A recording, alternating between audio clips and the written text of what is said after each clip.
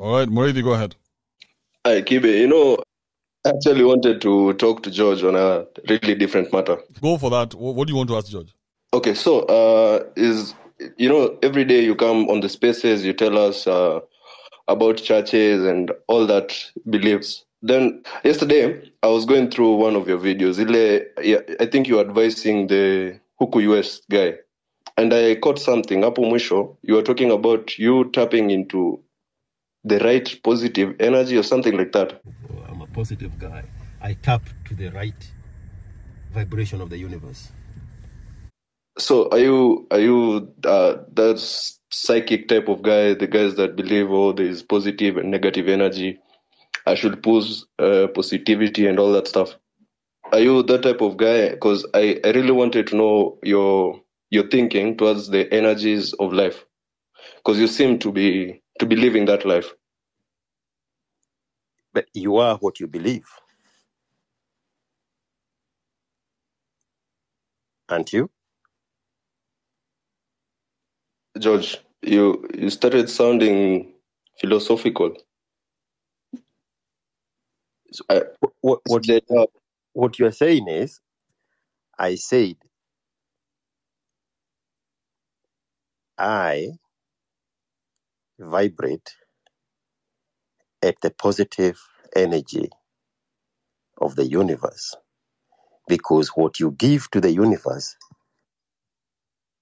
it gives you back the same energy.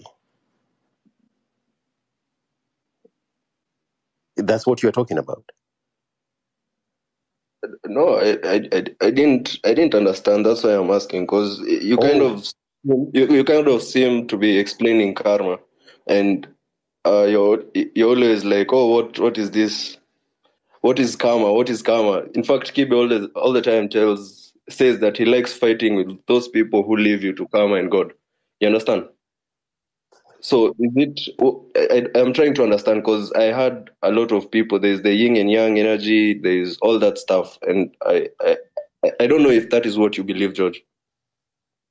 No, you're calling it believing, but I am calling it tapping into the energy, the source. The problem you and I have, and 99% of the people listening to me who are from Africa, is because we were sold this religion as a way to God, but the same religion stood between us and God. So we live all our lives never having experienced God. When I was talking earlier with Ramon, I mentioned about these super intelligent conmen in churches all over Africa that have positioned themselves as the broker between you and God. And it's so hard to penetrate that message right now. Forget about out there, right now, because we have been so conditioned to believe that which the pastors tell us in church is the truth of God. But what they have done selfishly is exempt us from experiencing the power of God in its truest form. When you eliminate religion, when you eliminate the noise, the religious noise, as I like calling it, then you are tapped directly into the source that is God. And you start vibrating at that level where what you give is given back to you. And right now it sounds like noise and mumbo jumbo because we don't know that. Religion is what we know. And you can point at every society in Africa that have been sold this power of God, packaged by the super conmen in church, to believe that it's God. But when you look at the results, they are the poorest of humanity. They are the unhealthiest of the humanity. They live the most miserable, dire situations in the same societies surrounding all these hundreds of thousands, if not millions of churches. So if you peel back, you can see there is a manipulation there where God was hidden from Africans, where the power to connect with the source was diverted into this contract broker that is the pastor in the church. And it's so offensive now because it's like somebody insulting your mother. And that's all you know. This now to every African listening, it's an insult to God himself, because that's what you have been conditioned to believe, that the path to God goes through the church. It does not. So for a moment, diminish that outrage and allow this new light to shine. That there is a way, a true way to connect with God as he intended during creation. There were no churches on day 6.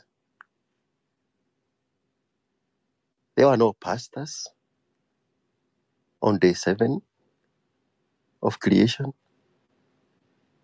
We have created these murky situations here. It's like you walk into a building, into an office, and you want to see the boss.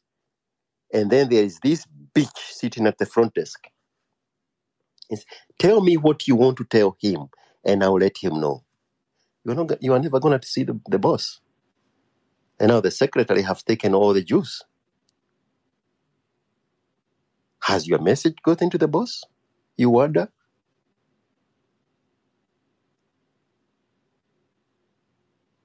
But George, You still have hope that the boss got your phone number and they are going to get back to you? Because this is the same parallel example of God. If all these things you are praying and believing purely in your heart, that the secretary delivered your message to the boss, so you are patiently waiting for the boss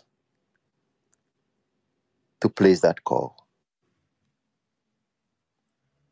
All your life, misplaced hope, dotting in every corner of Africa,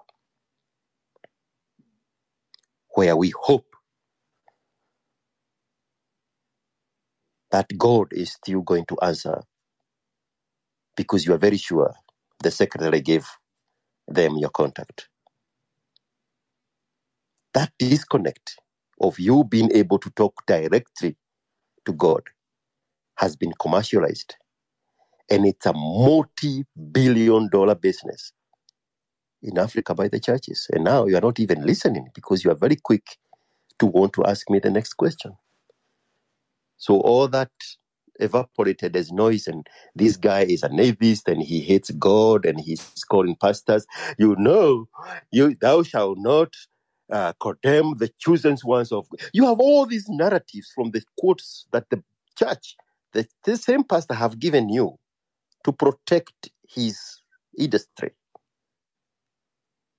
So right now, if everybody picked up the mic, they will say, oh, you are condemned for speaking ill of the chosen one of God. Where did you hear that from?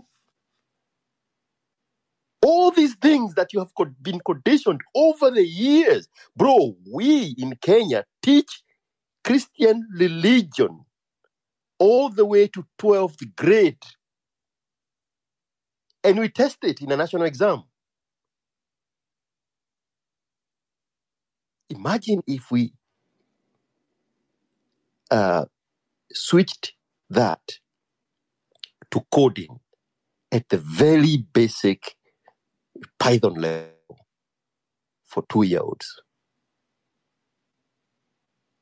Instead of preparing kids for hell and heaven, start preparing them for jobs at Oracle and Google and Facebook and space programs and Twitter. Come on. So yes, I tap directly to God to answer your question. And that's what I meant then. George, just to before you go, do you to pray to God? Yes. Anything else, Moredi? Amazing. Yo, George. Yes. Good morning. How are you doing, guys? On education, I would want to say this. In African countries, you are judged on how intelligent you are by how good you can speak your French, how good you can speak your English, how good you can speak your colonizer's language. We make fun of our accents, like George, you have a Kikuyu accent. We make fun of it, yet there's nothing wrong with the way, it has taken me so long to understand that it took me, maybe I think when I was in university is when I discovered this, that your how good you speak the language, how good your accent is not a measure of intelligence, which is still a big thing for us we have been unable to get rid of. Now, let's put it into perspective so that you understand how stupid we are. So in Kenya, we have one of the best spoken English, in my opinion, and this is something I've also heard from other countries, right? Now, this is what is amazing. The Indians have, in my opinion, have a heavier accent than we do. But they never have a problem. Neither do we Africans really look down upon them that much. But yes, we do. We'll make fun of them, but not as much as if the way I would make of a Luo accent or anything. But anyway, that's besides the point. The Indians have their accents, right? The Chinese have their accent. Today, Kenya is buying about 95% of its products from China. Now, starting with your very cheap Bluetooth speaker, which connects, which pairs and gives you the notification in a deep Chinese accent, English, broken English, and it gives it to you. You proudly, you don't even notice, you just use that device. Kenyans with our good English, we can, whenever our loved ones are sick, we take them to India and we go and say, and we have to listen to those guys. What you saying? I can understand. That is what we have to go deal with.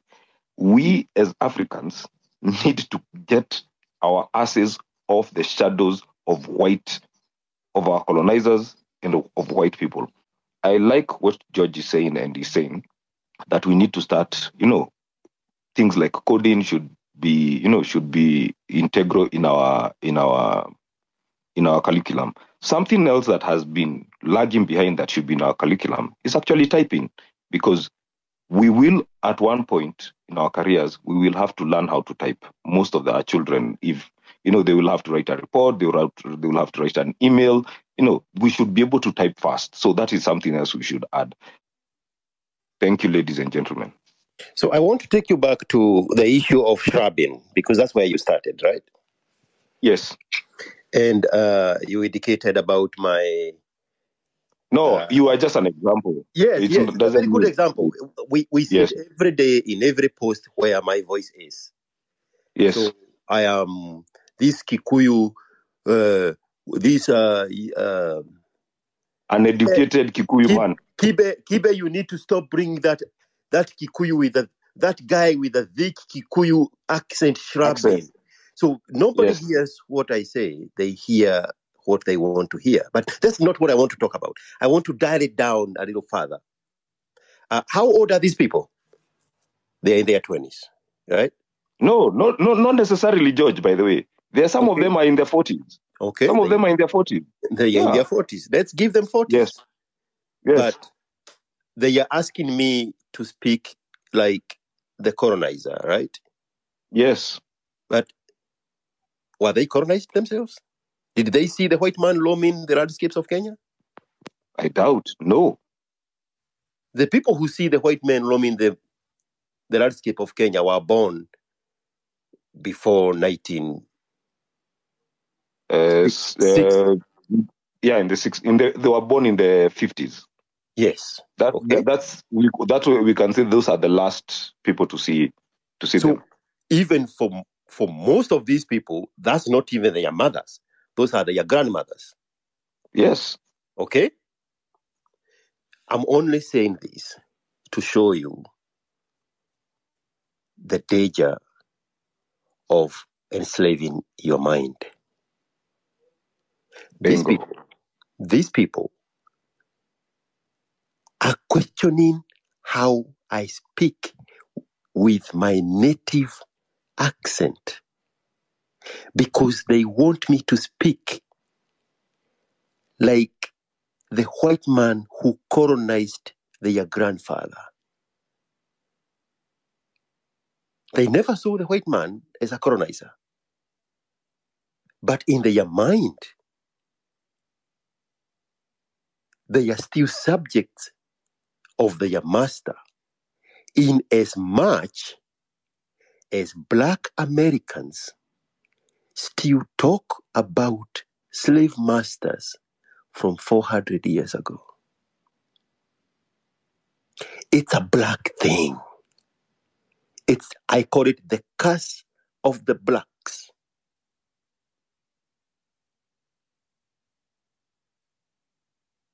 We are fortunate to see a very refined version of L.A. Lamont as a Black American man.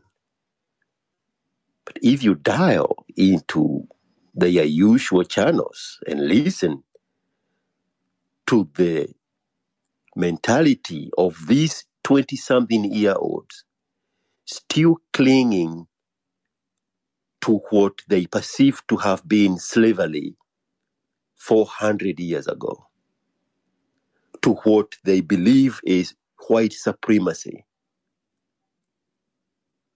to what these millennials in Nairobi and Gen Zs are calling proper English, as opposed to this, what I'm saying now in this sentence. They are carrying on the slavery and the colonial victimization of people they never saw. And they are so proud of it. They will go home and eat 2 leaves of sukuma wiki and a quart of meat. But they speak good English. I want you to understand that point. And it can only be sold to blacks. Indians are killing it in the tech world. If you have been here long enough, you've heard me talk about the revolution of the hole in the wall experiment in India villages and slums. Those kids, those curious kids, embraced technology, computer science, coding, programming. Less than 5 miles from where I am right now, there is a whole stretch of tech companies, and actually including 3 different Apple campuses. And the newest Apple campus holds 5,500 people. But there is Visa, there is all these other tech companies just up the street here. There are so many Indians in the Visa office. Visa, the card, not your way to America, that the Indians there speak their native language in the offices. You are in Nairobi, fulizali in your M-Pesa, and conning your ex-boyfriends that you're going to show up for sex so that they can send you fares, so that you can afford the next meal. With your good English. But these southern Indian and Gujaratis are killing it in the USA, speaking their native language, making entry-level salaries of 6 figures, if I may add. And you are fixated on the language of your great-grandfather's colonizers. And you want to check that with me, as if it's something we can compete, me and you. Hear this, nigger. You and I are not the same people. As much as my not the same as yours. I hope I never have to say that again, because I don't want to put you through my shrub in English to have to listen to that. Guishi.